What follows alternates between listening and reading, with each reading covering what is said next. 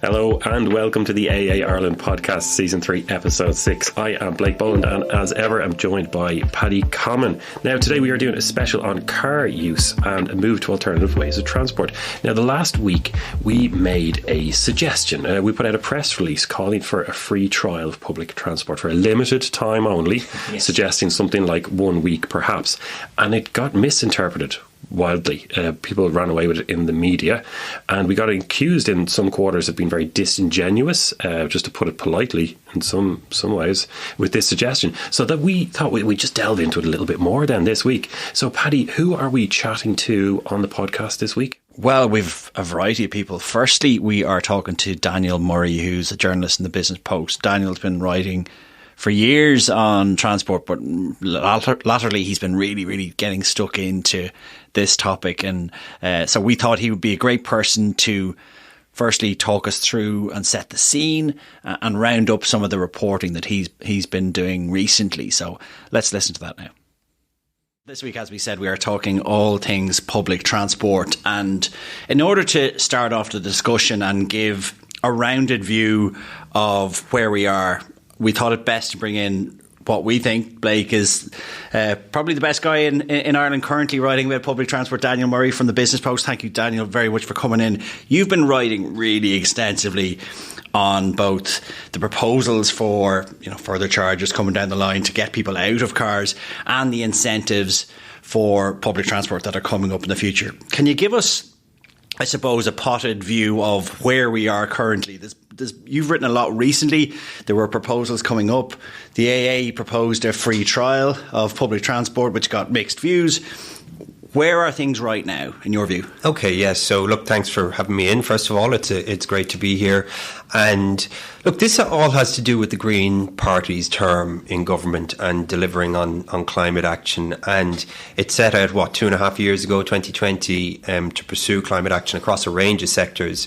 Now, it was only last year that they delivered what were called sectoral emissions targets. And that meant a breakdown of how much we have to reduce emissions by in each and every sector. And transport is obviously one of those sectors. And it gave transport a target of reducing emissions by 50% by 2030 on 2018 levels. So we're already a couple of years into that. So that's what this is all about, is reducing emissions. Transport, it kind of got one of the middling targets. Electricity was much higher, agriculture was much lower, but it's widely seen by people as the most difficult of all the targets, like reducing emissions by 50% effectively in 8 more years until 2030 is extremely difficult. So to do this, there were already a couple of proposals in the mix. There was electrification of the car fleet, as we've heard about. There was stuff about increasing the amount of biofuels mixed into petrol and diesel. But the biggie is behavioural change. How do you get people to basically stop using their cars or to use them less? And there's a range of things that the government have started looking at to do that. Again, some of which we've heard about, big public transport infrastructure projects, some of which are a long way off, some of which are hopefully just around the corner. The building of active transport networks like cycling and walking, and then the more controversial elements, which is trying to get people out of cars through disincentives. So as we reported last week, Eamon Ryan was meant to bring a memo to Cabinet that would start a process of developing the strategy. The strategy wouldn't be done for a year, but even that was enough to cause quite wide controversy and large political backlash. And that would be looking at some of these very contentious things like congestion charges, like removing parking spaces around the city centre and from workplaces, like increasing parking fees, all of these things that people find, a lot of people find quite unpalatable, the idea of, and certainly a lot of politicians felt they had to react to last week. So that's where we're at. We're on the cusp of developing this, what's called a demand management strategy. And I personally think it's going to be the most controversial, the most ambitious and the most difficult element of what the Green Party tried to achieve while it's in government. It's funny, if you talk to different factions, you talk to, if people call us a lobby group, whether that's true or not, and you talk to other interested parties, generally the thinking is quite similar. We all know public transport isn't where it's at. Isn't where it should be, rather. And we know that we can't just indefinitely keep using our cars willy-nilly. Where is the centre ground in this, do you think? Because politically, we know that it's a hot potato. where is the middle ground in your view? And is, Eamon Ryan, are the Greens potentially shooting themselves in the foot from a voting point of view in the future? They could be, definitely, and I've heard the Greens described as kamikaze politicians before, meaning that they're kind of on a kamikaze mission for this term in government, that they may only get one term, and therefore they're trying to get everything they can done while they're in there. Now, that remains to be seen at the next election.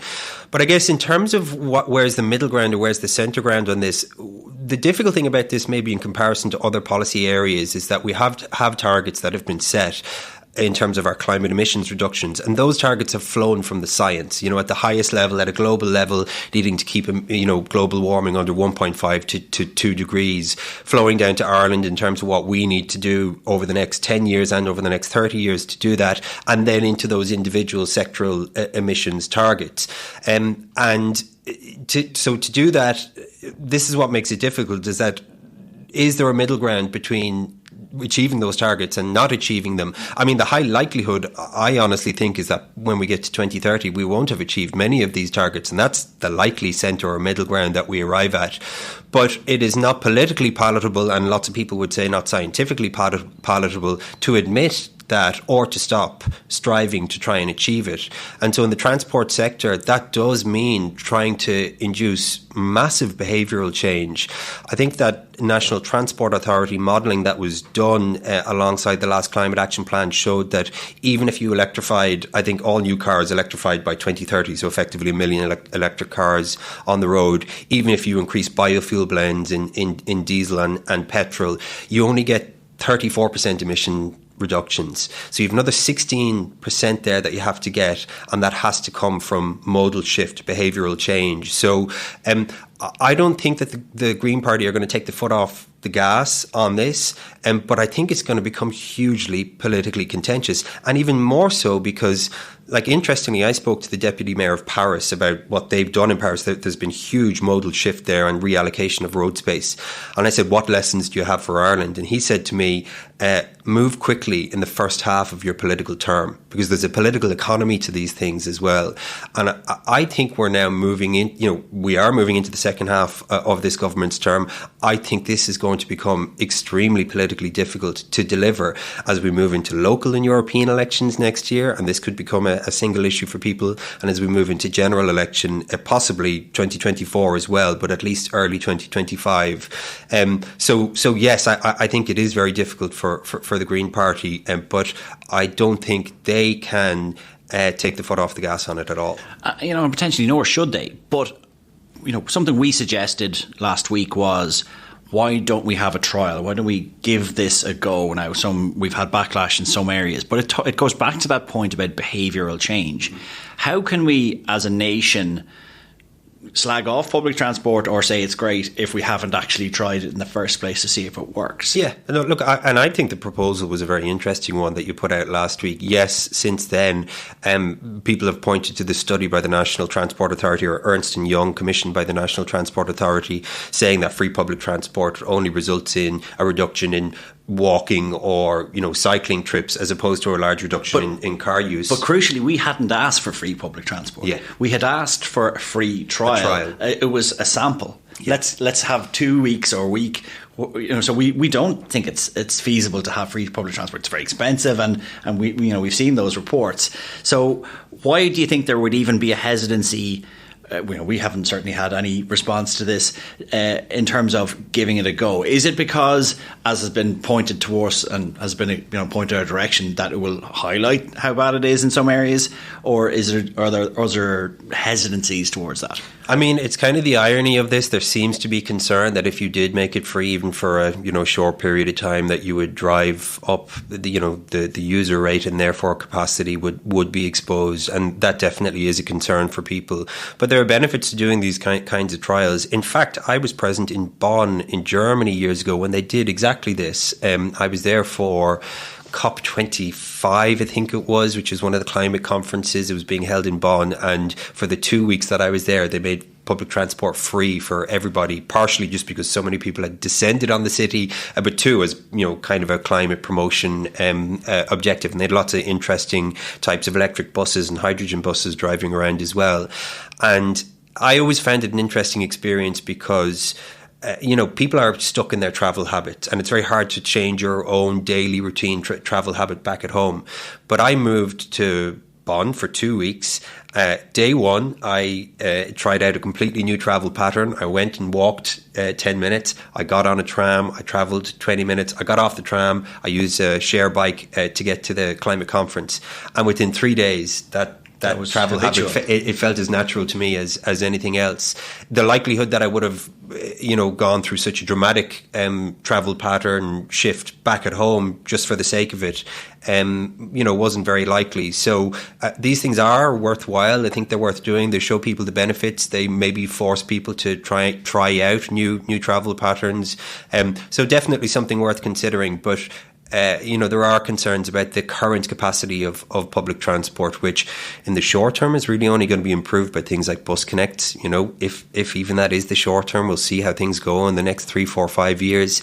And then in the longer term, big infrastructural projects, around Dublin, extension of the DART, possibly the metro, and there's other projects in other cities as well. So capacity has to increase. And I think most politicians would admit that has to come first before any of the stick measures. Otherwise you lose the room, and politically it just won't happen. But again, are they losing the room to a degree, and by highlighting that these things might come down the line, as was reported by you, and rolling back on that and holding back from that, does that give the wrong message as well? Yeah, I mean, I think they have to move forward with these plans now, a demand management strategy. What ends up on the table at the end of it, we don't know. I mean, Eamon Ryan himself has actually expressed opposition to congestion charges before, but this is just one part of the modelling that the NTA has put together. So at the end of the year, you could end up with a demand management strategy that has very little stick in place.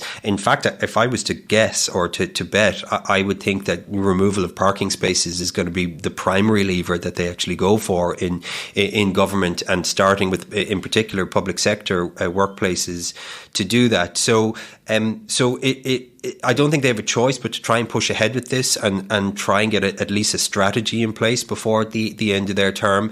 In terms of whether they've kind of reversed on it in the last week, look, they pulled the memo for Cabinet because there was such a large public and political reaction to it. They didn't pull the memo from Cabinet altogether. It's going back in the next 2 weeks.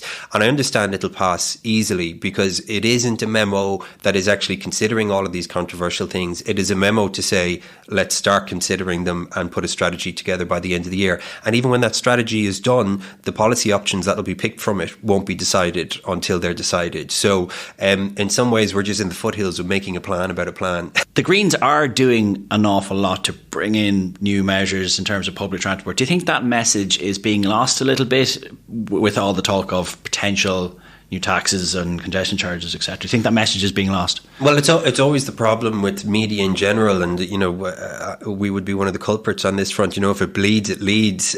So you never see front page splashes on papers saying amazing new public transport corridor to open in the next 10 years. But you do see lots of it's going to cost however billion, and or they're looking at putting new taxes on you. So that's a difficulty. But it's part of the burden of governance, and it's part of the burden of having the power that they have to implement these things over the next number of years. And it's also a good way of being able to put these things to the test in the public mind, and really make sure that the policies that are finally decided on are properly kind of proofed. But yes, there's a huge amount of work going on.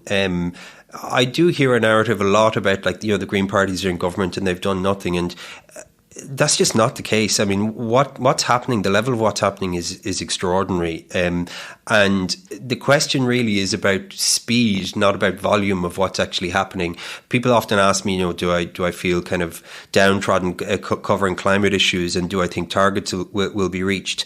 And I always say the level of change I'm seeing out there in Ireland, but at a global level as well, if we had 100 years, I would be saying we're fine. There's that level of change happening now. There's transformation of energy systems, transport systems, agricultural systems underway. Can we get it done in between 10 and 30 years? That's the real difficult part of it. And that then is true of Ireland as well, and what's happening politically. The wheels have begun to turn, and you could make an argument that they only really began to turn when the Green Party got into government in 2020. A lot of it you won't see for another 3, 4, 5, 6 years, but there's an extraordinary level of change coming down the tracks, and that's not just in transport, it's in other areas too. From someone who used to work in the car industry, I certainly see some targets that are talked about, and it looks like they never actually spoke to the car industry. Like if you look at the current Climate Action Plan, it says that 1 in 3 cars will be electric vehicles by 2030. There's literally no possible way that could happen, because that would involve 113,000 electric vehicles sold per year right now. And on a good year, we might sell that many cars in total. Is there still a little bit of a disconnect sometimes between the policymakers and the actual people who would deliver the targets? There is, and the policymakers would sometimes explain that away by saying, well, we need to be the ones whipping these guys into order and giving them kind of, no option. But then there's reality as well. You have to have a realistic goals, and like the 1 million electric cars one is one that everybody in industry, the minute it was announced, said, it's not possible, it's not achievable. Interestingly, in the last couple of weeks, the government had committed in the programme for government to legislate for a ban on fossil fuel car sales by 2030. They've dropped that now and are sticking with the wider European target of 2035. And many in the industry across Europe would even see 2035 as very, very difficult target to reach. So, but there's a disconnect, but there's also an element of the government have to kind of shoot for the targets here. And this comes back to the kind of trying to find a middle ground or a centre ground. There's very little negotiating room on the targets. They exist. There was a stage where we could have said agriculture can do more, transport could do less. There's definitely an argument that should have been the case, considering how low agriculture's target it was and how high transport's target has been set. But the government just really has to start from the basis of the science and at least make the efforts to try and reach those targets. Daniel, I'm noticing that this argument, it's always, on one hand, can we afford it or can we not afford it? On the other hand, it's we just need to reduce carbon emissions. But for me, there's a much wider picture here as well. We're talking about, the mental health of an elderly person who wants to go down and do their bit of shopping. It's the parent being able to put 2 children in a cargo bike and get them to creche, 3 kilometres away as opposed to driving.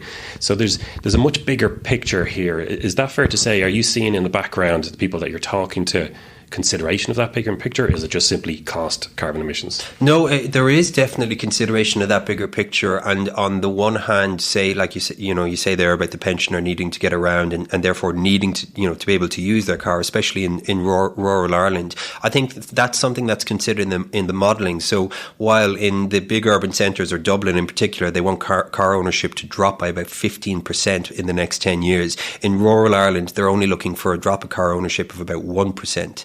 There's also the beginning of consideration now of starting to target the grants that go to electric vehicles towards rural Ireland, because there's an understanding that really the services are and will get better in Dublin in terms of public and active transport.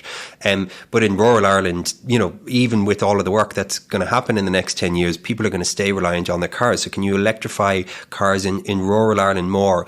And then on the flip side, I think there's an understanding that selling this to the public is about more than just emissions and climate change. It's about improved air quality. It's about aesthetically more pleasing cities and urban centres. It's about, active transport and your kids being able to cycle to school and the health and benefits of that. So they want to sell that side of it as well. I don't think they have really begun that yet, but I do know that it's a big part of this push to try and get cars out of cities in particular will be a big communications campaign to try and sell the various benefits of it. And of course, the last one being congestion, which you guys know only too well about in here.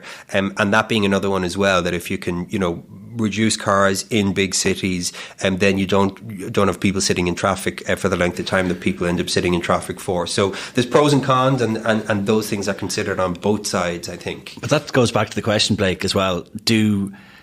Is it wise to just shift away into electric vehicles by switching us out of one ICE car problem into another one, because that won't help congestion. Sure enough, there won't be anything coming out of the tailpipe, but surely everyone going right to EVs isn't exactly the solution either. You're absolutely right. Like, electric vehicles are not good for the environment. They're bad for the environment. They're just much less bad than the combustion ones.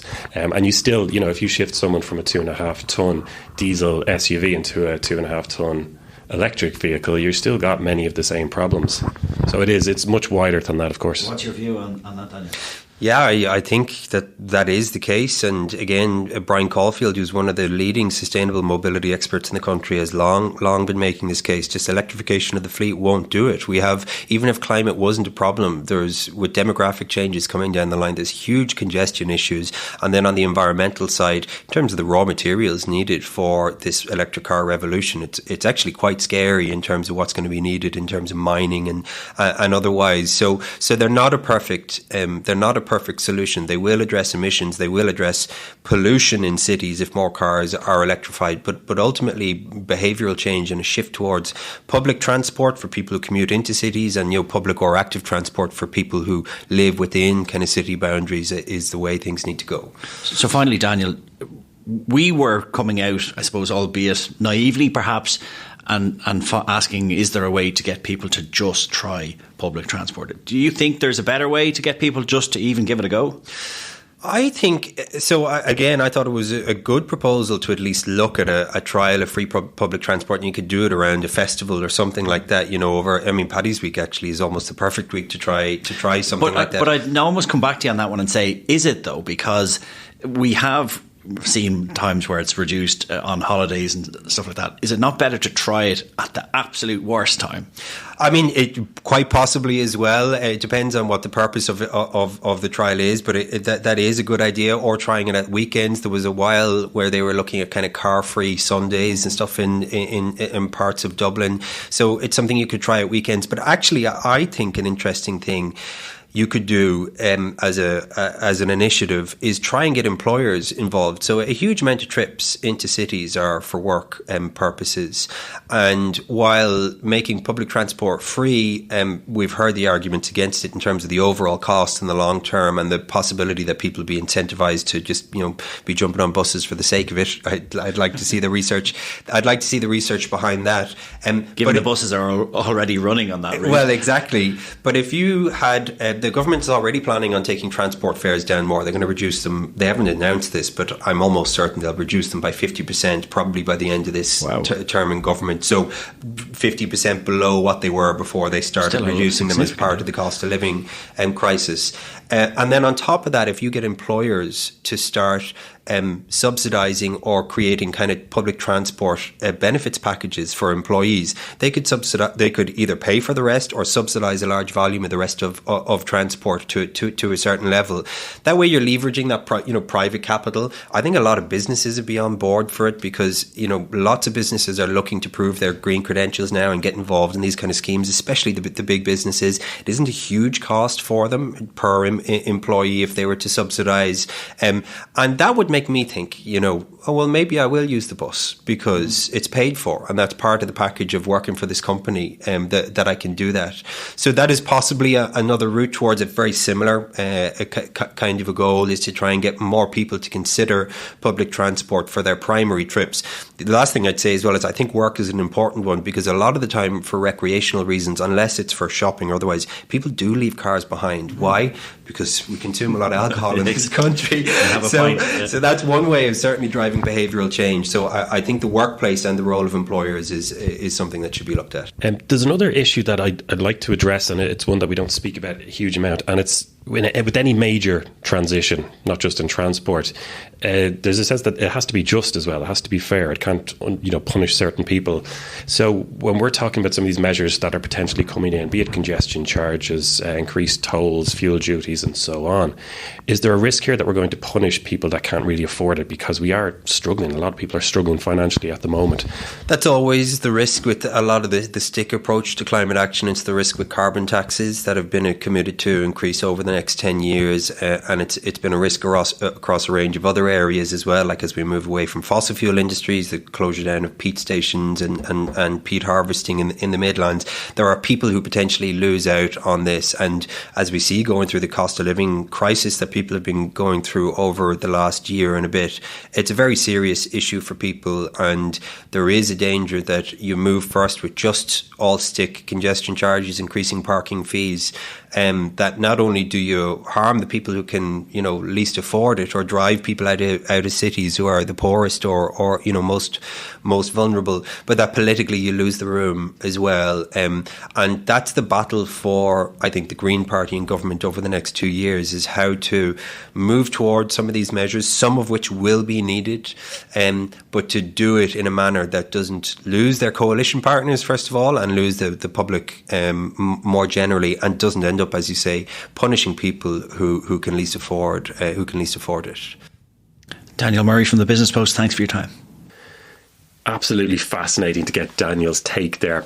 And I'm really delighted that he came in, because he just sets the scene so well. This is somebody who's got an exceptional level of knowledge and understanding, and taking and an access, analytical I think, mind. as well. Access, yeah. He's got the ability to do research, just to get that high level perspective. And he's not a councillor for any particular political party. He doesn't own, a road building company, for example. So just to get somebody who is about as neutral as we can get to come in and give us that high level stuff, and I thought that it was very, very interesting. What did you make of it?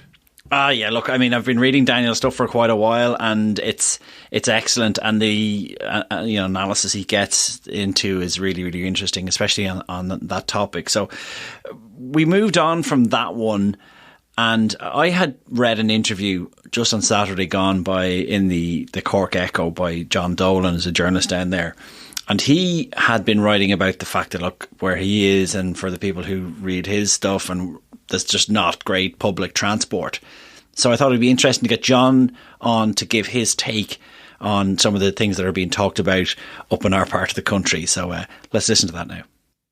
So look, I was reading an article that you wrote over the weekend, on Saturday actually. It was said, give us proper alternatives to the car before you punish us again, Mr. Ryan. Now, we had been out during the week, and you actually mentioned the AA in the piece, where we had said, look, let's give public transport a go.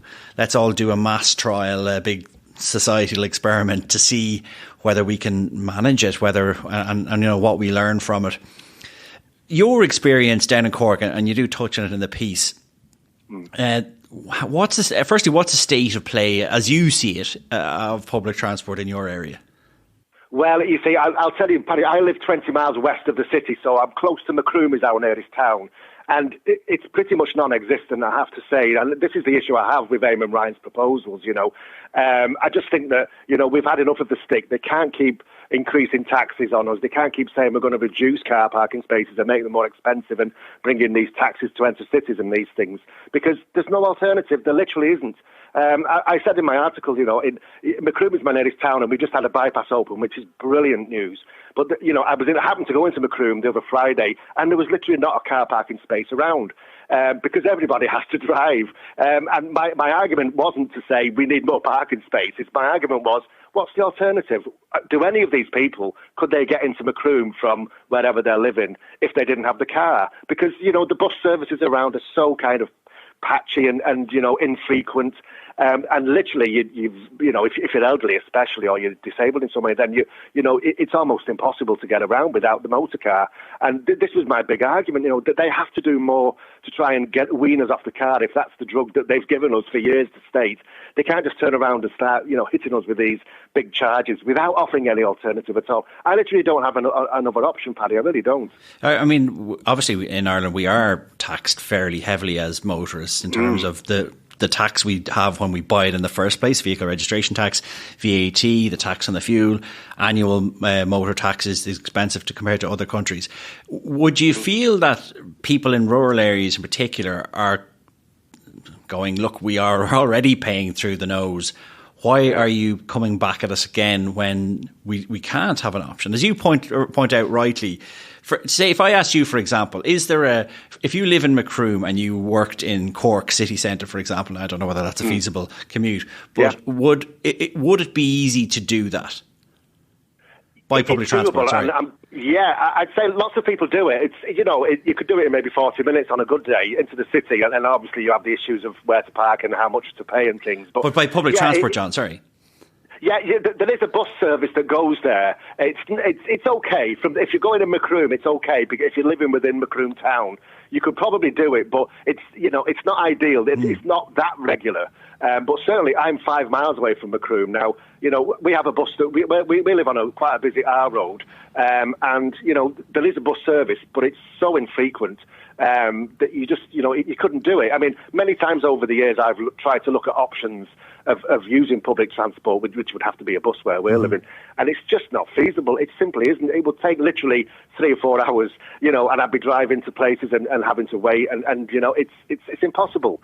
They have to offer us the carrots before the sticks, and people are really sick of it because they just think that Eamon Ryan doesn't get it. He doesn't seem to understand that, we're not doing this out of choice, we're doing it out of necessity. Do you feel that, for people living in your area, that, say, the Green Party are shooting themselves a little bit in the foot about being, potentially re-elected in the future because of some of these measures? I do. I really do, Paddy. And look, we all know about the climate crisis. None of us, I'm not a big, petrol head particularly. But, I really do. A couple of years ago, Eamon Ryan suggested a car sharing scheme for people who live in the villages and the towns. And everybody in my locality in the village where I live laughed. They just laughed because they said it's so impractical. It's so not possible to do, because we all work in different places at different times. Yeah. And if it was something that people were open to, but suggestions like that just make people think he's not living in the real world when it comes to outside that bubble of metropolitan Dublin, And again, that's an interesting point you touch on, John. Do you really think there is a massive divide both in terms of infrastructure and perception when it comes to Dublin, say, for example, and the rest of the country? Oh, yeah. Well, look, you're talking to someone who's lived in Cork for 20 years, so I'm well aware of the chip on both our shoulders when it comes to, the divvying up of the goods. But, I mean, yeah, you can look at Dublin and say it has the Dart and the Lewis, and it obviously has a great network of buses. And to be fair, Cork City and other cities and large towns would have a reasonable bus service as well. And their issue tends to be the frequency and the public safety when they're on those buses or maybe the odd train. But yeah, it's an infrastructure issue and like I said in my article, I'm quite cynical about politicians promising things. I want to see them happen. They've been promising us a Lewis style, tram style system in Cork City for many years, and we're all very excited about it. And it will only affect obviously people in the city, but it will be great. But will it happen? Will it happen? And that's the problem that we have. I mean, I remember 15 years ago this dream of having a network of railways connecting up towards Blarney, which is 15 minutes or so drive from where I live. And I remember being quite excited and going, wow, I could drive there, or even get a lift to the station if I could, or get on a bus, or even cycle on a good day, and then use the train to go into my job where I work in Cork City, and then come back and do the opposite coming home. That's never happened, and so any time that they hand us these carrots, it's a case of, well, look, we'll see when we believe it, because, yeah, you're right, the perception, and I think it's a reality, Dublin does have a very good public network of public transport network, for sure, and I'm sure they want more, but we don't have any option whatsoever. Something that the AA called upon was a free trial. Now, it was taken negatively by some factions and some commentators. For us, the idea was, look, let's all give it a go and see, because in Dublin, there's plenty of people who can use it who aren't using it. Now, it's a different story if you're in Macroom, but there's probably people in Cork who could use it and who don't use it as much. Do you think there is a point where the stick is introduced? Yeah, I do. I mean, look, in terms of, free public transport, that would be a great way of getting, within a cost of living crisis, fuel is so high. Of course, if suddenly they said you're going to get a free bus in, people would really look at that option, and they wouldn't mind losing the odd hour or two a day, even if they were saving a lot of money.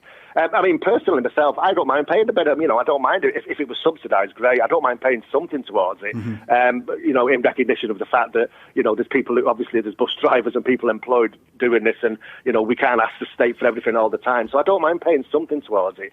But yeah, it's going back to the thing you mentioned again. It's just all we hear. All I'm reading in those proposals is, we're going to airy kind of promises and pledges about, we're going to try and do this and that and the other in relation to getting people moving on public transport. But all I'm reading is between the lines and the sticks. And we're going to raise petrol and diesel prices and tax them even more, and we're going to reduce the number of parking spaces and charge people more, and the congestion charges and all these things. And I'm thinking, well, they're going to happen, but the other things, I'm not so sure. Yeah, so that's my attitude to it, really. John, have you any experience of living in other cities and how public transport works in those other cities?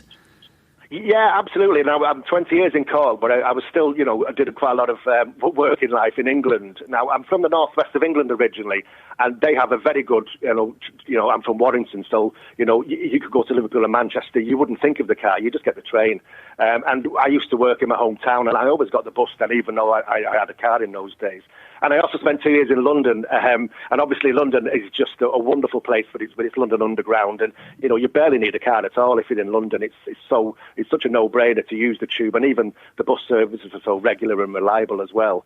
So yeah, I'm completely familiar with a very good public transport system, and as I've proved to myself, I'm not wedded to my car completely. But in the instance where I am now, and where lots of people are, even in fairly built-up areas, around Cork, and I'm sure in other places around Ireland, it's just not an option. They have to offer us these alternatives before they get the stick out again and again and again. It's funny because congestion charges have been mentioned for Ireland, and this is something that was introduced successfully in London. Would congestion charges only have worked in London if the public transport network was already pretty well advanced? Well, this is the thing, isn't it? Yeah, I mean, they're at the stage when basically, the authorities are able to say to people who still drive in everywhere, look, they're saying to them, look, we have offered you our options and alternatives. You're still using the car. We don't want you to use the car because of environmental reasons. And we are now going to start using the stick. But that's the right way to do it, to me. That makes logical sense because it is logical. The climate crisis. It is logical. So, they're absolutely logical. But to actually tell those people we're going to introduce a congestion charge, and by the way, we might build a London Underground sometime in the next 20 years, and we might bring in a bus service for you at some stage, that's just going to bring Lord Mayors and politicians down, isn't it? Because there's just no logic to it, and people are living lives and they're doing the best they can. But you have to offer the alternatives, as we keep saying. You have to give people options, because otherwise this is going to be a huge vote loser for the Greens.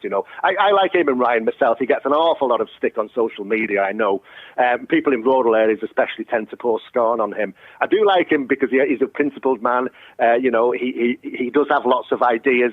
But he has to see the reality, or some member of the Green Party has to say to him, look, Eamon, I'm from down in Cork County or from Longford or wherever it might be in the country, and say to him, look, you're getting this wrong. You're getting this wrong each time. John Dolan from The Echo, thank you very much. So what do you make of that, Blake?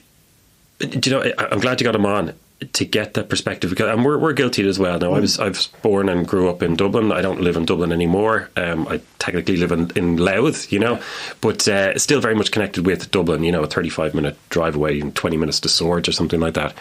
But it's very easy to forget about rural Ireland in this conversation. I'm glad we didn't do that. I'm glad we brought John on to get his perspective, as there really is a difference. And what's interesting as well is that they are reading what's going on in Dublin and are going, why adding more potentially taxes, things on fuel, congestion charges, when we are looking at a hopeless situation down here? So it was good to get that perspective. Now, we will be back after the break.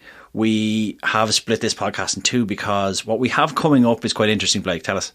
Yeah, well, when we put out that press release, we said that we got some criticism from some quarters, and one of those was from the Dublin Commuter Coalition.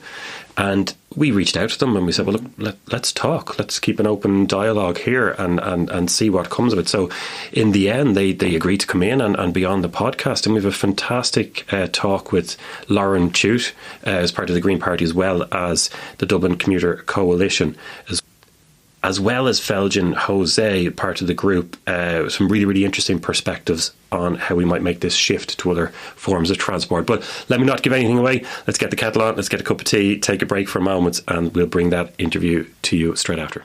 In the event that your car requires mechanical assistance, the AA offers our customers the ability to log a breakdown in our app. Log a rescue in the app within minutes and have an AA patrol at the scene to assist you in approximately 90 minutes. Browse the AA app today to obtain great discounts from our partners, which includes perks like discounted fuel at selected Circle K garages across the country.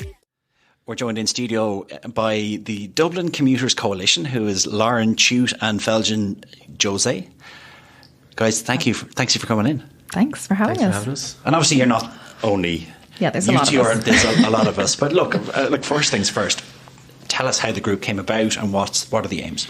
So we were founded in 2018, around the same time as when Metrolink and BusConnect first came out, and there was a lot of opposition to the plans.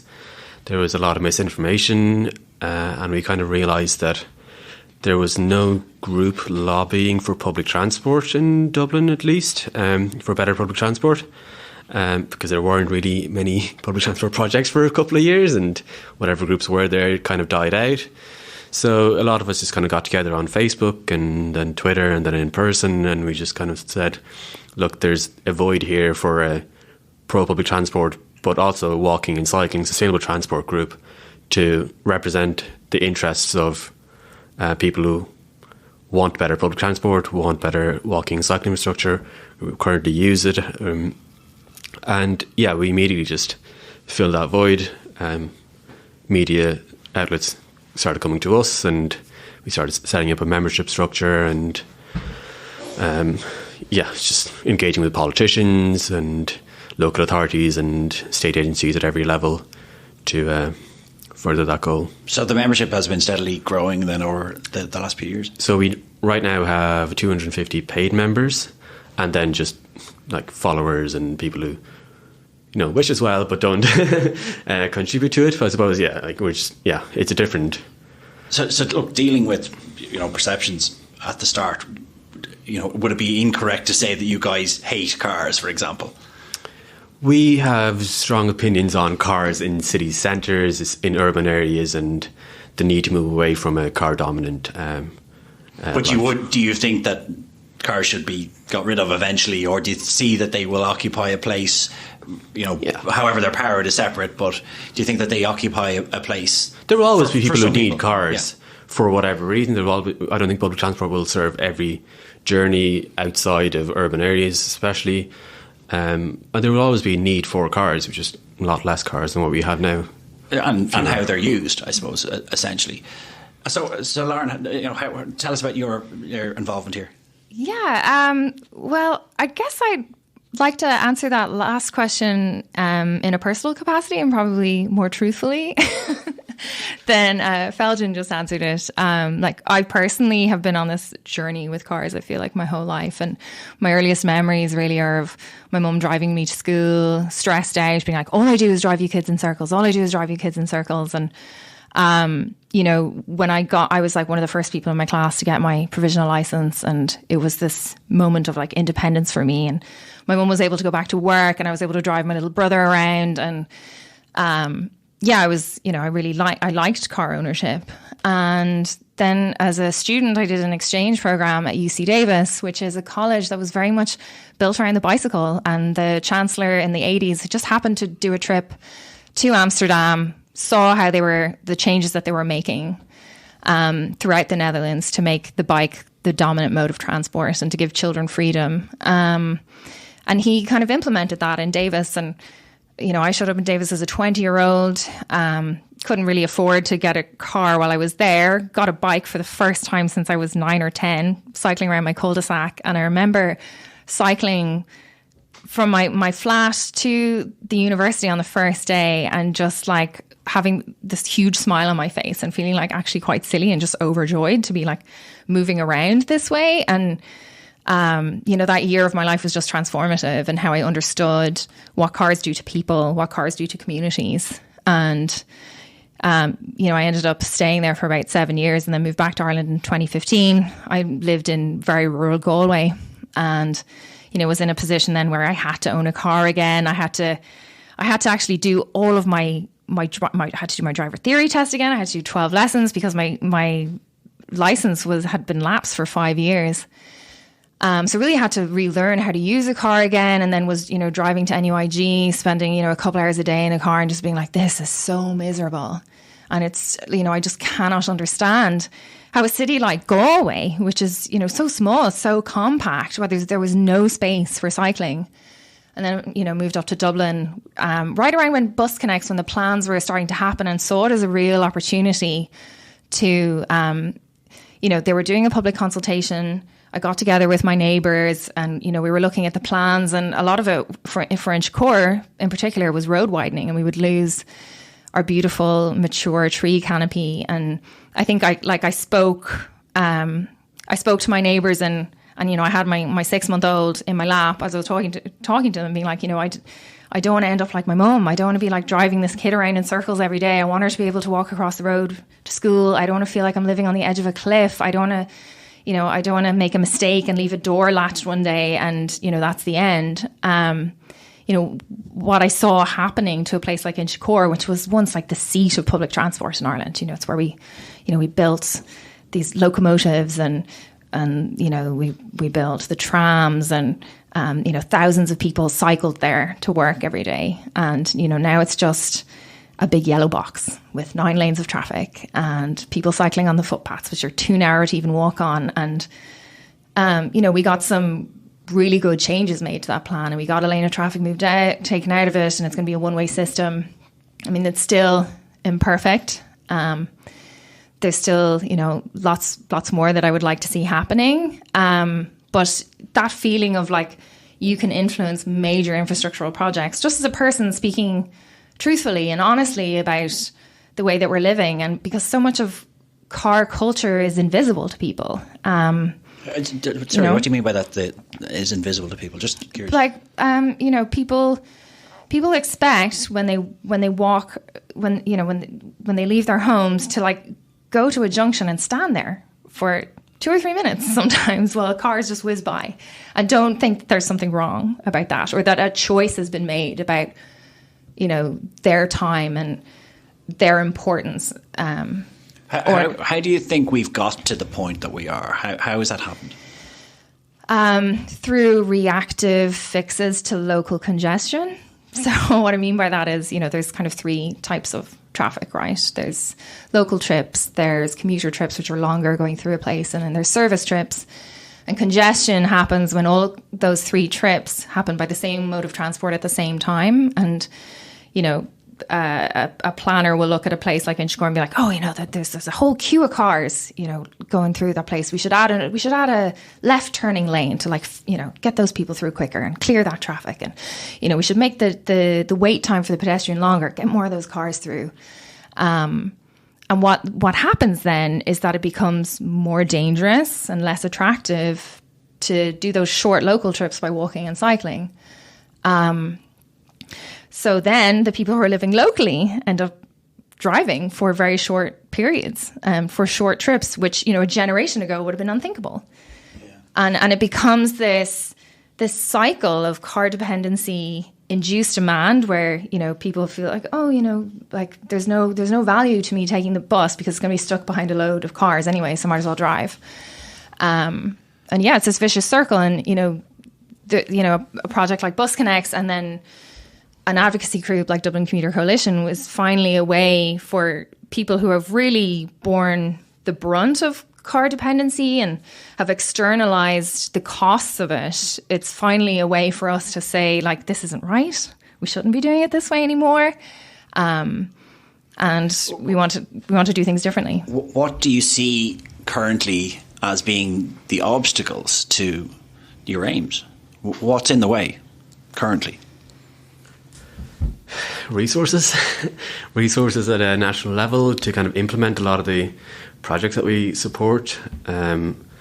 There's definitely political opposition to a lot of what we want to see. Like, a lot of politicians would support our goals, and then when it comes to the kind of implementation of it, whatever measures are required to get there, immediately say, oh, well, not quite that way, not quite now, not just yet. So, supporting the bigger goals, but then opposing the kind of smaller measures that are needed to get there would be a big obstacle. Because, look, at the end of the day, the climate targets, they're not there for the crack.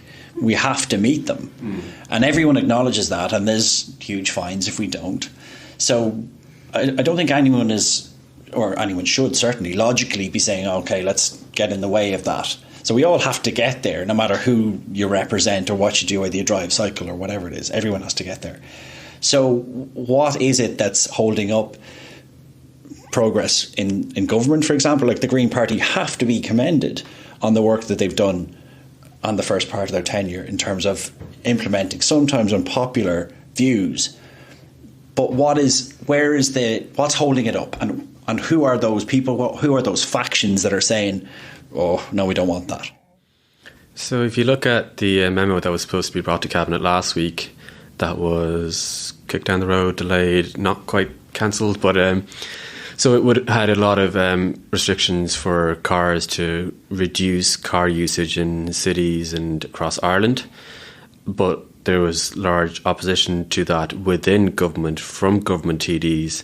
Now, we don't support everything that was in it, but a lot of it was just options. But yeah, it was exploring options. But again, we're allegedly on the car side from this table. We obviously, we're the Automobile Association, but who thinks cars in the city centre are a good idea? Lots of people, including lots of businesses, unfortunately, and it goes back to that whole the car dependency piece. And I saw a term for it recently: autonormativity or car brain. So this is where just people, because we've been living in a culture for so long, since the 50s and 60s, that's really, really pushed everyone drive a car, and we're going to subsidize car parks, and we're going to build these big roads. We've embedded into our culture car use and car dependency to the point where, people don't believe, even though, they might see something like Dún Laoghaire or Blackrock, where they've, built new cycle paths, and the businesses there will say, oh, I was against in the beginning, but now it's been really positive for us. People in a neighbouring town will be like, oh, well, that works in Dún Laoghaire, but it wouldn't work here. Or, that's actually something that we see. Or in Salt Hill in Galway, they were using the coastal mobility route in Dún Laoghaire. It's like, oh, they did it there. It was really successful. This is something we could do here in Galway. And again, Galway businesses were like, oh, that would never work here. And before, it was always like, we'd be talking about examples in the Netherlands or in Copenhagen. And again, people would be like, oh, of course it works for them, but it would never work here. So there's this behaviour change is really difficult. And I believe Mike Bannum, who was a master's in sustainable transport, he did his thesis on the impact of bringing kind of people working in local authorities on cycle study tours in the Netherlands. And, he in terms of the value of that cost, it was kind of incomparable. It was like one of the best ways to convince people that this was the right thing to do, was like bringing them and having them experience. And similar to my own experience of being a student and going and experiencing it.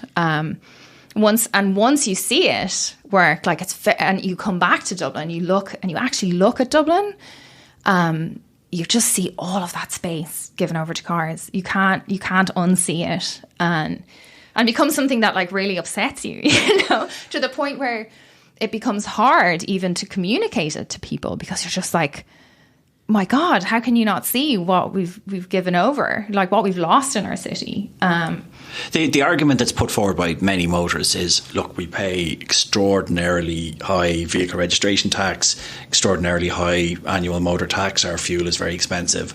Why should we have to pay any more? That's the argument, not necessarily our argument. How do you counteract that point? Because we are, if certainly the purchase price, and compared to other countries, actually acquiring that car in the first place costs an awful lot of money. Running that car costs a lot of money. how would you counteract that argument of, well, we're already paying through the nose and now you want us to pay more just to have this car? Yeah, with great difficulty. It's a hard thing to say to someone. And even, one way that advocates sometimes do it is to look at what is the overall cost of running a car and for the state to provide that infrastructure, because what individual motorists are paying is not covering the cost of car infrastructure. It's being paid for by people who public-private partnerships for but people who aren't driving are paying for the privilege that you have to drive. That's the situation that we're in, and I don't know if we can bring everyone over, or I think some of it is going, and that's why it's so politically difficult, because it's very hard to convince people. There was a really good study by, I think it was TU Delft a couple of years ago, that looked at all the costs of motoring, the kind of social costs, that like road policing and crashes and how much that costs, everything. I don't think it even looked at pollution or the carbon dioxide and what to do about that and the cost of that. But I think it was like 3.5 billion per annum in Ireland was the cost. So like the cost that you don't really think about, all of that, not even just looking at road maintenance, everything else. So like there is a big cost in providing that, which has kind of been, like Lauren said, autonormativity or whatever it was. So we just that we just kind of don't think about, because we've kind of just accepted that. One of the reports that is used, to make a lot of policies is the household public transport survey. And when you see and you read through it, you'll see that young people use public transport. Very young people jump into their parents' cars and get lifts. As they become a little bit older, they get independence. They start using buses and trains. Older people use public transport, but it's that section in between, 25 to 45, that don't, for various reasons. They've kids, whatever.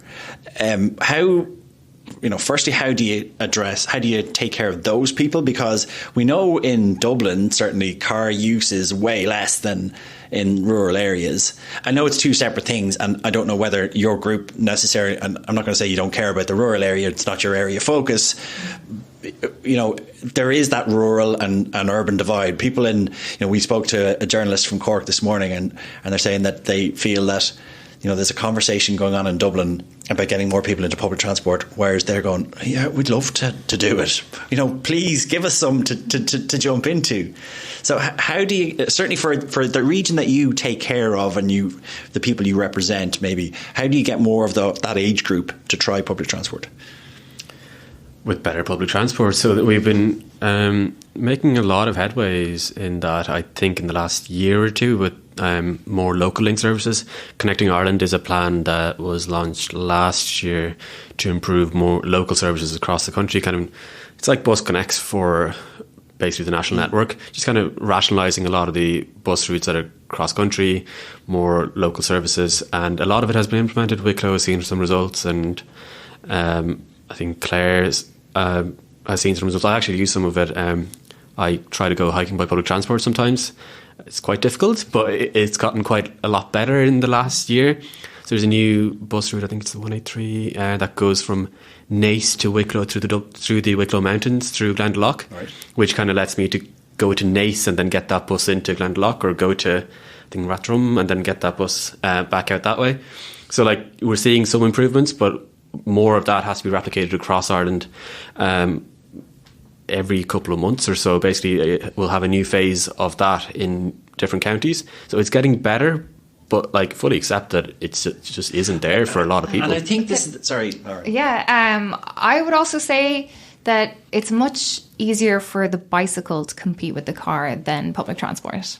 Okay. So from the point of view of of family use, or for me traveling with my daughter, I can walk out the door, put her on the back of my bike, and get to exactly where we're going. And usually in the same amount of time it will take for a car to do that journey. Public transport, there's always going to be that last mile problem. So getting from my house to a bus stop, how long will I be at the bus stop? Is there somewhere to sit? Is it sheltered? then, you know, how far is the bus going to take me to my route? And then am I walking with her? Does she have a scooter? Does she get tired? So those are all problems that, you know, a car solves because you just put them in when you get, and then you arrive at the destination. But a bike can do that. So that's, you know, I think it's probably a lot easier to get families onto bikes in a lot of cases than it would be to get them onto public transport. It's funny because you know, a lot before we had this discussion about, you know, free trial of public transport, and we'll get into that. I was sitting there on a Saturday morning outside a shop in the car, thinking, you know, how could we get onto public transport? And I have 4 children from 11 to 17, and on that day there were 4 of them were going to 4 different sports. And you're kind of going, you know, what in a utopian situation would allow you to do that? I don't know the answer. But bikes. Yeah. Like, would you let your 17-year-old cycle? If you had a network of safe cycle lanes where you live, where your kids can get themselves to their, you know, their clubs. Oh, a network. You know? Yeah. I find. But it'd be very hard to have a public transport network that could provide that. Oh, right? So cycling. So cycling for families, I think, is often. Well, where we live, I mean, cycling around Mornington, Drogheda area, absolutely terrifying. I find cycling in Dublin city centre, you know, what we would do sometimes is I get the Matthews bus to the end of O'Connell Street and then take a Dublin bike to here. Cycling here I find absolutely terrifying in Dublin city centre. It's horrendous. And you know, how people do it every day, I don't know. And like, my hat is tipped to them because it's terrifying. So look, one of the reasons we asked you here in the first place, we had some interactivity on Twitter. Twitter can be an interesting place. It's always nicer to sit and talk to people. But one of the reasons we did ask, and naively or not, we asked and we posed the question, could we trial public transport free for a period? That got lost in translation somewhere along the lines that we were calling for free public transport. Some people thought we were being disingenuous. The reason was, can we change behaviour? In the short term, we know that public transport is rapidly getting better, but it's going to be a little bit away, and we know that we need to get people to change. Firstly, in your view, was our suggestion a silly one, or didn't have enough behind it? I don't mind what you say. I think it's a very, very complex suggestion. So, like you said, it did get lost in translation. Yeah. It became that the AA was proposing free public transport for everyone at all times, overnight. But how would you, in theory, how would you feel about that? I keep saying this. I fully support free public transport, and I can talk about the reasons why. I don't believe that free public transport will reduce car usage much. It will reduce it by some, and I think the NTA report that was published kind of said 1%. We can argue over 1 or 2 or 3, but I don't think free public transport is a measure that will reduce car usage or carbon emissions in transport. But I think it has way better reasons, societal reasons to do it. So I recently talked about my mum and dad, who my dad has free public transport because he's 68. So he now goes on trips to, say, Galway to see my cousin. They went to Kerry. So they have the freedom to do that now. And they love it. But that didn't replace a car trip. So they wouldn't have. They didn't want to drive 5-6 hours a day. So they wouldn't have done that before. So it's a case of it's not that they would have driven it in a car 5 years previously. It's just that they wouldn't have gone. Exactly. Okay. So this is what Eamon Ryan, or the parliamentary question that was published, famously called unnecessary trips. I don't like that word, unnecessary trip.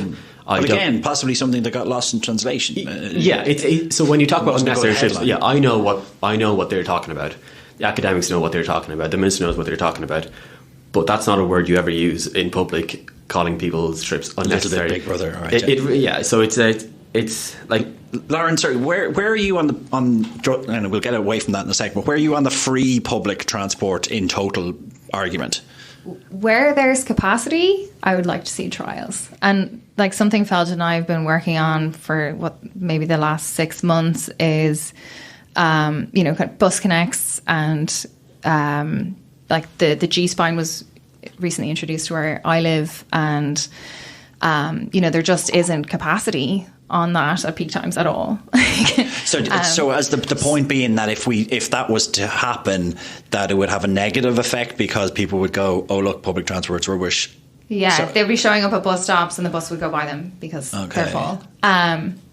So, I mean, again, look, we can suggest all we like. It's not going to happen. Yeah. So it's no, but I think but you know, various initiatives to do, like I loved the NTA did the +1 for Bridget's Day weekend. So, you know, bring someone that along and you can tag them on your Leap card. Stuff like that is great for, you know, where the barriers to public transport isn't just cost and frequency and availability and all of that. A lot of it is just like people haven't used it before, and like my dad, which is our point. It's if we you know, we're in South William Street here, where there's a bank holiday weekend, you know, would love to have free public transport for those, or you know, trips during the day to kind of even a day. If there was one day that we said car free. I would love not? that. If we look, example, we're spitballing during a podcast, but if we had a car free day again. Well, if people don't have to do it, is it going to work?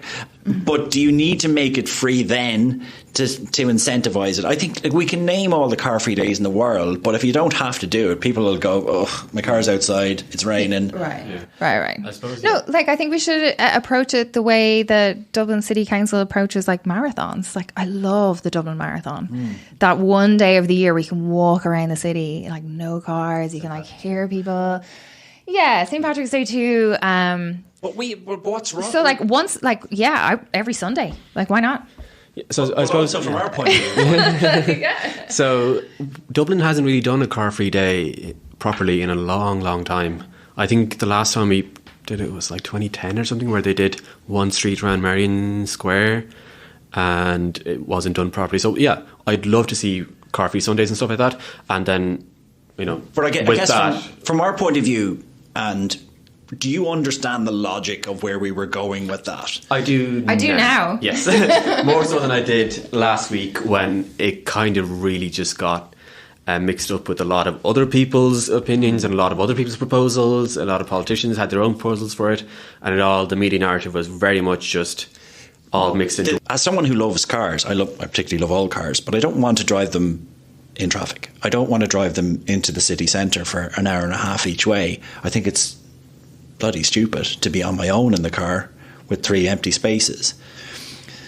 So I don't see any issue with places that are very congested not having cars in them, because, you know, if there's a safe way for my daughter to get home at night time that she's going to feel safe on, etc., if there's a safe way for people to get around, if there's a safe place to cycle, because as we've mentioned, cycling can be pretty bloody terrifying. So what will it take, and I guess this was our logic, and this is the question to you guys, what will it take to get people who haven't bothered their behinds to try it, to give it a go? So your proposal there, the free public transport for a trial period, I think something like that would have a benefit, but we really do have to kind of talk about when we'd have it. So pick the least busiest week in the summer, and then pick the weekend or something like that kind of thing. So yeah, I take your point, because if we tried it, you know, we thought, right, first week of September, let's really get to see people try public transport. If the capacity isn't there, there's no benefit for anyone for it to fail. Yeah. There's none. Yeah. So that's kind of my biggest worry when you implement it in a busy week. But like, so this capacity is quite limited. So like I said, you know, pick a weekend. You know, weekend schedules are usually quite less frequent than weekday schedules for public transport. So pick one weekend, make it a full weekday schedule over the weekend. You know, put on more services, plan ahead so that you have the capacity, and then advertise it, and then aim it towards those people who just didn't try it out. Because there's often measures brought in and people kind of miss it. Oh, I heard there was a kind of a thing on. This is why not flag it well in advance? Okay, on the September 17th, 18th, or whatever you're having yourself, we're not going to drive our cars and we're going to give free public transport. The reason being is that we want people who haven't tried it, like spell out what you want to happen. We want people who haven't tried public transport to give it a go. And then at the end of that, like we know we had the great societal experiment called COVID-19. There was a 50% reduction in NOx readings in Dublin. Like, I talked to the Environmental Protection Agency the other day. 50% reduction in NOx. And that's all diesel cars, by and large. Pretty much. So again, we know that if people are told stay at home, and that was obviously everyone was staying at home, that there will be a reduction. So if we even if we were able to measure during a trial, okay, for 2 days we know that the emissions went down, maybe not 50%, but they went down to 8%. Then the trial has been worth it. Yeah. And I think you just came up with a good slogan for it. Give it a go. The Give It a Go week. But this is what we were... Right, maybe like prizes for people who use their Leap card the most that week and show that they've... But again, this was what we were asking for. Yeah. We are very au fait. Blake and I, who's very quiet today, by the way, Blake, we can't get a word in. Don't interrupt. We use public transport all the time. It doesn't mean that we shouldn't have a car. It doesn't mean that the cars that we try, or there's someone who needs a car for various reasons. Cars are probably going to exist in all of our lifetimes in some degree. How they're used is crucial. What space they take up is crucial. And the thing that amazes me about all of these discussions, that there's a rich vein down the centre that everyone really agrees on. And it's that public transport would be great. It just needs to be a bit more frequent. It needs to be a bit better. And do we really need cars everywhere? And I think something about the tweet that you guys did that kind of rubbed me the wrong way was like, we need to try free public transport before introducing any punitive measures for motorists. And I find that term punitive measures, I find that hard to stomach, because what cars have done to our society has really hurt us in every imaginable way. Okay, take your point. Take your point entirely. However, if you're a 70-year-old woman in Galway and you just have a car and there's no bus and there's no whatever else, when I say punitive, when we say punitive, it's about increased fuel charges, increased motor tax. It's not that they shouldn't drive in a bus lane. So if the person who is on a low income, who is using their car and really has to use it, is facing news that this is coming down the line, and they're going, but I can't use anything else. Right, but the reason why that person is so dependent on a vehicle is because of decades of lobbying by the car industry to make the car the only mode of transport for that person who is living a very nice life. Anyone at any time can experience an accident which will take away their legal ability to drive. And, that can happen to you later in life, it can happen to you earlier in life. And if we've set up our society in such a way that people are so dependent on their cars that when they lose access to their cars, it can mean basically, the end of their ability to live independently. But that's their legacy issues that have brought us to the point now. And we all accept that. It's the argument is that if... But those are legacy issues brought about by lobbying from the car industry. Well, we are where we are. So if we are, if this flag, you can see why it's hard to stomach from a group who's advocating for public transport, for sustainable transport, for walking and cycling, for people to have options. For you then to turn around to us and say that what you need to be able to successfully move around in a healthy way is going to be punishing for our poor motorists. But it's the people who are outside of Dublin, for example, who don't have any options, and we know everyone knows that they exist. Why give them further taxes without an alternative? That's clear. Surely that's obvious. If you're advocating for the investment in sustainable transport for those people, then I would 100% agree with you. But what we're saying is we want that brought in.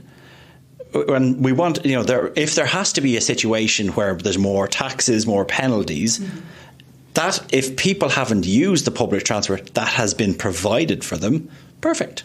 If you look at London, congestion charge, okay? Congestion charge was brought in because they already have a good, well-developed public transport network. People still continue to use their cars. So they said, okay, we're going to do a congestion charge. It worked. No one has any issue with that. I suppose we should say that we would definitely be proposing more kind of car-free zones, bus gates, more cycle lanes, as opposed to, say, congestion charges, which I feel generally just means that some people can continue to drive while other people have to look for other options. Let's have more pedestrian areas. Let's have more areas inside the city centres where nobody can drive, Which is an incredibly sensible idea. Yeah, so I wouldn't get too caught up on congestion charges right now. I think it was one of the proposals that was brought in. That was going to be brought to cabinet. But but you understand, that people hear this. It's reported in the media that this is being brought forward, and people are going, it's cost me £100 to put fuel in my car to bring my kids to school and whatever else, and they're talking about this, and that's what people see. They see, they're going to add this and this, whether it's in 5 years' time or 8 years' time or whenever, and I can't get a bus. Yeah, so there are definitely steps between now and whenever congestion charges are brought in, if they're brought in, that will improve public transport. So I suppose maybe I should kind of talk about my vision for public transport and sustainable transport in Dublin for the next 2-3 years. The first thing I would do is reallocate space within city centres to buses, walking and cycling. So there's going to be proposals brought in June, July this summer for one of the Pathfinder projects to reallocate a lot of space within the city centre on the wider roads that are along the quays, along kind of Pearse Street, Tara Street, Beresford Place, a lot of the wider 3-4 lane roads, and reallocating those to cycling, public transport, and then I think putting in bus gates. We haven't seen the proposals yet, so they'll come in later this year. So start with that, reallocate that space towards public transport, and that will bring in an immediate improvement in public transport and for safe cycling if we use that space for better cycling infrastructure. And again, what it does is it makes it, and we are in a situation now where it's being made more difficult to drive around Dublin city centre, and there's, it's pretty obvious, and if that's the policy, that's the policy, and it will come to a point where people will go, why would I even dream of taking my car into the city centre? And if that's the way it is, that's the way it is. And will we get to a point where cars aren't introduced at all? Maybe so. But so that's one phase, and the other one is to drastically improve public transport. Quick measures like Bus Connects, the new Bus Connects network will mean I think 30% more services for everyone in the Dublin area. So the new Bus Connects network requires a lot more drivers and a lot more buses than what we had, say, 2-3 years ago. That will bring a lot more services to people. So we need to implement that as quickly as possible. The truth is, it's been stalled. It's been slowed down because of driver shortages, because of resources within the NTA, kind of the really technical things that nobody wants to talk about that has slowed down the delivery of better public transport to a lot of people within Dublin, Wicklow, Kildare, Meath. So we need to focus on that. We need to make sure that is delivered as quickly as possible while you're doing the kind of restrictions and reallocating space within the city centre, which will improve public transport journey times and make it safer for cycle. You're delivering better bus trips. Every single Bus Connects phase so far, except the first one, has included a 24-hour bus for a lot of areas around Dublin. So I'm still waiting for mine. I'd love to have it. That would mean I would never have to use a taxi ever again. So a lot of that would be done in the next 2-3 years. So that would make it a lot more better for people who live in the kind of commuter area of Dublin to get into Dublin. So that's your kind of reallocating road space, improving your kind of short-term implementable public transport improvements. It takes a long time to build trains, but then speed up, prioritise things like Dart Plus and Metrolink and Lewis Finglas and all of that. That is taking ages to go through the planning system, the design system. I read a lovely interview with you in the Business Post, which had said that you had got a leaflet through your door in Fibsborough in 2006. Yes, and you're still waiting. 2006, when the NTA or TII, what was it? The Railway Procurement Agency at the time sent me a leaflet to a little boy in Fibsborough. They had no idea what they created. Yeah. I would say a creative monster, really far from a monster. Lauren, just on that point, is there a benefit of just pulling the plaster off in terms of Dublin City and saying, okay, look, this zone here, you're not coming in a car. Yeah, I would love that. I mean, what's the... It was obviously, is, you know, from a political point of view, is there a pressure that would make that unpopular? Because logistically, we can see, like, how seem logically, if you were able to walk out here down through College Green to O'Connell Street without dodging a car. Let's start small. Sorry. Yeah, you know, I often think about the area of Oslo that they have as a car-free zone or a car light zone. If we were to implement it in Dublin, it could run from, you know, Parnell Square on the north side of the city to Stephen's Green on the south side, from Trinity College up to kind of Christchurch. And that would all just be walking, cycling and public transport. Who objects to this? Or car park owners. So we're on South William Street right now. We saw how, you know, we can't even get this one street properly pedestrianised because the Brown Thomas car park, you know, the SUVs need to be able to go in and out. There's a lot of there are a lot of interests that would object to that, but I think most people would. I think it would be hugely popular. Yeah, is it one of those things? You know, it's like giving the city back to the people. It's also one area where there are actually very few cars, but the number of cars that are there do actually very much slow down public transport in that area. So, like, there were proposals to, I don't know if you remember when Lewis Cross City was being implemented in 2017, there was proposals to put in a bus gate from Bachelor's Walk to Eden Quay. So early buses would be able to go from Bachelor's Walk to Eden Quay on the north side. So crossing that Lewis track. And that was shot down by a lot of business interests. A lot of car park owners kind of opposed to that. And now we still have cars going across O'Connell Bridge, where Lewis Cross City is, and that slowed down trams when it was implemented. There was trams getting stuck at that bridge because there were taxis and cars in that yellow box. So, you know, every time we have proposed something like that, it was shot down. But I think we're in a better place now than we were in 2016, 2017 to propose things like that. So like Lauren said, let's take a small area in the very city centre where there are actually very few cars, but they do cause a problem.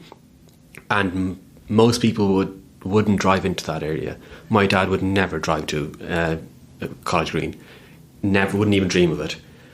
So that's baffling even at the best times. So let's take an area like that, like Lauren said, and let's implement something like that. But is it one of these things like the plastic bag tax we had years ago and the smoking ban? Is it just needs to be either black or white? Because I think, does it fall into difficulty when there's grey areas in between? So either in this zone here, you're not driving in, that's the end of it. Or, because if it's patchy and if there's parts you can drive in, does it get messy then?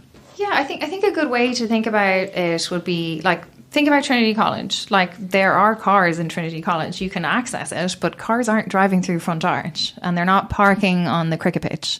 It's a very regulated space for cars and they have their place. And similarly, that's how we have to think about the city centre. It shouldn't be a place you drive through to get to somewhere else. Like, this is our capital. This is, you know, this is where people live. It's where people play and work and fall in love and do all the great things that you should do in a city. And to treat it just like, you know, a wasteland for cars. Can I just add, Trinity College had, I think Healthy Trinity published their modal share for Trinity College a couple of years ago.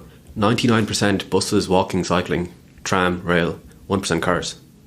And those people are coming from far and wide. That's how many people actually drive into those small areas. Yeah. But obviously there are a large number of cars there when you look at it, and they're, you know, causing huge issues. But most people who kind of work in that area or go there regularly are getting there by bus and by walking, cycling, tram, a combination of all of them. And it's a great place to just go and be and sit. And, like, I often bring my daughter in there to just so she can, like, run around and, you know, can walk without having to worry about being hit by a car. It's like, there's very few places in Dublin where you can do that. And that are also interesting. Like, of course, we have parks and playgrounds, but, like, I want to feel like I'm in a city and you can people watch and you can encounter things and it's interesting. And so, yeah, like, I think Trinity College is a really good example for people who are trying to wrap their head around what we're suggesting. Like, yeah, like go to Trinity, you know, you can hear people talking to each other. You'll see that there are still cars and they can come in and out, but it's functioning really, really well. And that's how we need to start thinking about our local places, our towns and our cities, not just in Dublin, like all around the country, especially places where we're spending multi-millions on bypasses, and then you can still drive through the centre of the town. It makes no sense, and we're not maximising the value of like doing that bypass. So a couple of questions, I suppose, from what we talked about in terms of behavioural change. What can we all do? To do our bit in the short term, because look, we can look at the plans and we know the plans are coming, but what can we do today, tomorrow, next week to alter people's thought process a little bit on other forms? I won't keep saying public transport because there's walking, there's cycling. What can we do practically to encourage people to try alternatives? Yeah, it's. I think you need the modal shift. I think you need to kind of reallocate space to make people think differently. If you're sitting in traffic and there is a wide segregated cycle path to your left and people just whizzing past you, that's one of the biggest reasons for people changing from cars to bicycles. They need to see that. I sometimes park in the park and ride at Santry Church, just at Whitehall, and I have often got off the 16 bus early. There's a butcher in Drumcond I really like, and I sometimes will pick a car to my left and I'll walk all the way up to Santry Church and I'm ahead of the car. So there's a logical, applying logic to this, driving into the city centre doesn't make any sense. I remember reading a study about how really the only thing that will stop people from driving somewhere is if they know they can't park there. Like, people are actually like very happy to sit in traffic for hours, and they have the AC on and radio on and probably looking at their phone. But if they know they have nowhere to park at the end, that will change how they take that journey. And you'll probably see that. And that's probably why Trinity is 99% sustainable transport. Yeah, there's nowhere to park when you get there. And UCD has tons of parking, loads. Yeah, DCU has loads of parking. There's a multi-story car park, and I think, was it 30% people driving to DCU? Ish, I think. That's across staff and students, or 25, something like that. It's pretty high. So removing parking. Removing parking, and then obviously, I suppose it's more so, and this is the bit that I'm certainly interested in, is the way to get people to give it a go. And that's the part that I struggle with, in that people won't unless choices are made about how we're using public space. But again, does it go back to I think if people want to help shift the dial on this, I think the most important thing is how you vote and how you talk to your representatives. The single most important thing, because so much of what they hear is people contacting them about, parking, traffic, potholes.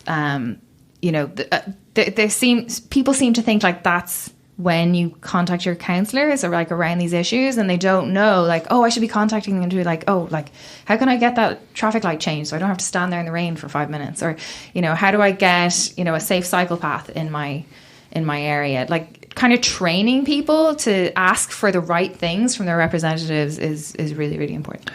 Talk to us about how, if people want to get in touch with you guys, if they want to join, do they have to live in Dublin? Can people join from nationwide? How do they get in touch with you guys? They can live wherever they want. DublinCommuters.ie is our website. Dublin Commuters on Twitter. info@dublincommuters.ie. Loads of ways to get in touch. So we have a membership structure if you want to kind of support the stuff we do, but just follow us on Twitter. Do you have any events coming up this year or anything? We're actually planning something in May, kind of like a little mini symposium with panel discussions and hopefully a Q&A with the Minister for Transport. Hopefully. Or Felgen will grill him. I think it'll be someone else now, but so we're kind of planning like a little half-day symposium in May. So we started off in 2018 where there weren't. By the time it was 2019, by the time we were kind of formalised, then 2020 happened. We had no events at all, so we're kind of building that back up. Felgen, Lauren, thanks for joining us. Thank you so much. Wow, I'm pretty exhausted after that one. It was great to have the guys in. I mean, look, there's lots of forward and back on Twitter and all of these sorts of things, and people tend not to sit down and have a discussion enough. and especially if you get round a table. And it was interesting for me anyway to look at, firstly, how our intentions were misinterpreted. So they went off with a view of, oh, these guys are A, asking for free transport all the time, and B, that, you know, there was a sinister motivation to it. And interesting as well, I thought, to see where the vein of commonality goes along the centre of it. Yeah, I think both parties were quite surprised with it. You know, the way that it started off on Twitter wasn't particularly pleasant, so it was great to get them in. And it's amazing how much that we all agreed. I mean, nobody thinks that cars should be allowed to barrel down bus lanes, that they should be able to drive on paths, that you should be able to drive at 100 kilometres down the canal in Dublin, or, you know, like we agreed on so much. We agreed that we have to switch the way we're using cars. So sorry, Blake, just cut across you. But what was interesting as well for me on that was they had seen our use of the word penalties as asking people not to drive in bus lanes, whereas that's not a penalty or a punishment in our view. Yeah, that's the rules. Yeah, you're absolutely right, and it's amazing once you get people in a room together and you talk and you spend a little bit of time going through it, that you realise, oh, we actually don't disagree here, or there's a lot of commonality. So they had the perception that we were saying motorists shouldn't be penalised, thinking that we meant they should be allowed to plough down a bus lane or speed or not have these restrictions, you know. And we said, no, when we say penalise or penalties, what we're referring to is people spending 4 times what they would have previously on parking charges. These kind of, I suppose penalties, but just when you think about penalties, that can mean a lot. Because, you know, rules are rules. No one should drink drive. No one should drive in a bus lane when you're not allowed. No one should park illegally. No one should use a mobile phone in their hand. These are the rules of the road. That's not what we're talking about here. What we're talking about are the people who are outside of Dublin, who are reading in the Business Post or other newspapers the prospect of higher taxes, more increases on fuel, parking, etc., when they're going, I can't even get a bus to work. So that's the difference. And I hope by the end of that conversation that was clear. I don't know about you, there'll always be differences, but I think, and I don't know if you agree, Blake, I think that the car can exist with public transport and lots of other modalities in order that we A, reach our climate targets, and B, have a nicer experience.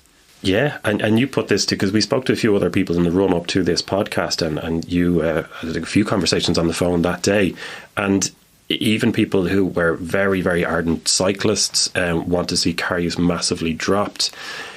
Every one of them accepted and but even further said that there will be cars around. Some people will need cars. We're never going to completely get rid of them.